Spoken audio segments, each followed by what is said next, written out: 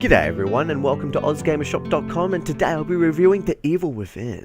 So The Evil Within is a third-person action psychological survival horror game which was developed by Tango Gameworks that I reviewed on the PlayStation 4. And it tells the story of Detective Sebastian Castellanos as he and his partner Joseph Ida and rookie cop Julie Kidman investigate a scene where a disturbing mass murder has taken place at a local mental hospital. As you arrive and explore the scene, you witness fellow officers killed by the hands of a mysterious hooded man that appears to have some kind of supernatural power. Straight after witnessing this, Sebastian is knocked unconscious and awakens in a demented world filled with disturbing environments, terrifying creatures, and lots of death. And from here you have to find out what's going on, where your partners are, and how to get out. So one thing I have to say about The Evil Within is that I have really no clue as to what is going on in this game. I discovered that the hooded man's name is Ruvik, and that he is super smart, and was doing some kind of experiment, but it never really clicked with me what his actual motivations were. So since I didn't understand what was going on, I didn't get that motivation to play the game for its story, but luckily there were other aspects that drew me back to the game.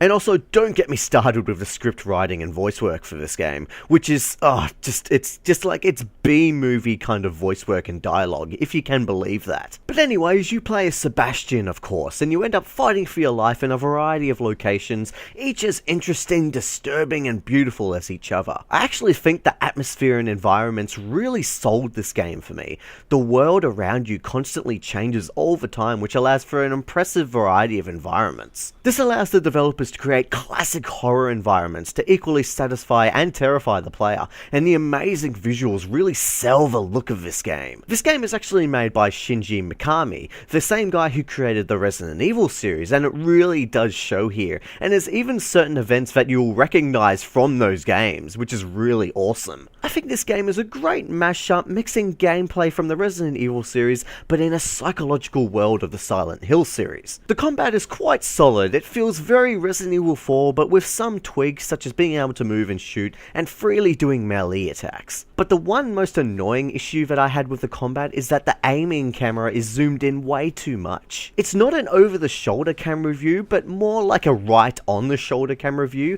and it made it really difficult to hit targets within close proximity. To add to this annoyance, for some reason I had quite a bit of trouble nailing headshots, so often I ended up missing and wasting the very limited ammunition. I think this is also due to the zoomed camera, which also just feels different to aim with, but as I kept playing I got a little bit more used to it, but the issue was still there. Other additions to the gameplay is that you can attempt stealth takedowns on enemies, use bottles to distract or harm your enemies, and even collect matches to burn corpses, cause you know, just in case. Now I played this game on normal difficulty, and man was ammunition scarce. There was so many times where I was constantly running out of ammo and started actually doubting if I could actually get through some of the sections in this game. To help counteract the limited ammunition, you obtain a crossbow that you can find scrap parts to create a variety of different bolts, from explosive arrows all the way to ice arrows. Other than the crossbow, the weapons aren't too extraordinary, from handguns, shotguns to rifles and grenades. Now there were times within the game that I felt limited resources worked really well,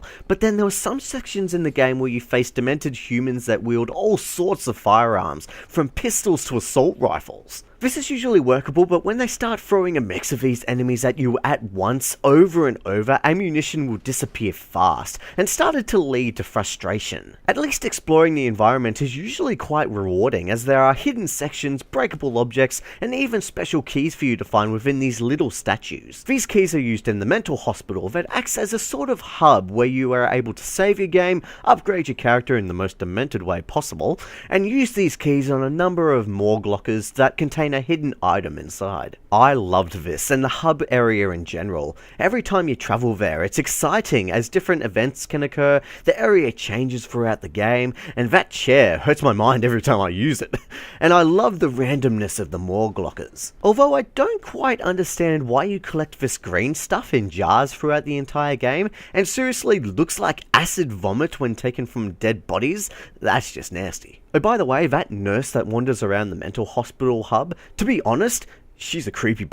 The creature designs in The Evil Within are also really impressive and terrifying, but in a good way. You fight these Lost Plagas type enemies for most of the game, and they vary between locations, but the boss battles are visually impressive, stressful, and most of all terrifying. The boss battles in the game always seem to require a good amount of multitasking to get past them or to take them down. For example, in this section with the crazy spider woman who can teleport through dead bodies, can only be defeated if you burn all of the bodies scattered around the area. So not only are you trying to burn bodies, but you're also trying to use fire to scare her away, while also trying to keep her as far away as possible because she usually kills you with one hit. In fact, most of the bosses in the game can kill you with one hit, and after a while this can start to feel quite cheap and will lead to frustration. So in the end, yes, this game has problems, but at the same time it's quite an achievement when it comes to psychological survival horror games. This is just one of those games that actually gives you that uncomfortable feeling just from wandering around the environments,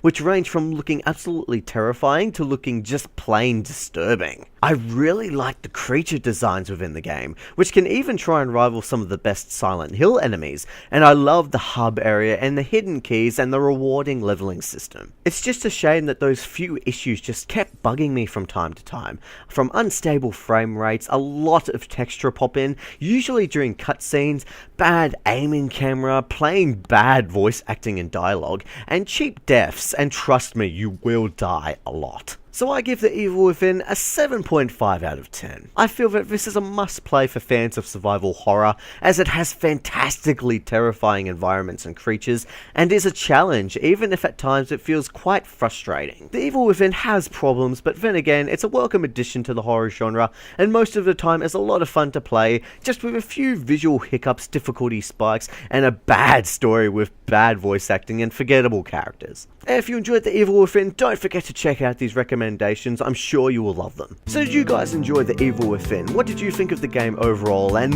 just the plain bad voice acting and story? Just the dialogue just made me laugh most of the time. And if you have any questions about the game, remember to leave me a comment down below and I'll get back to you. And if you like this review, remember to like me on Facebook or subscribe to me on YouTube if you want to see more. And thank you very much everybody for watching my review of The Evil Within.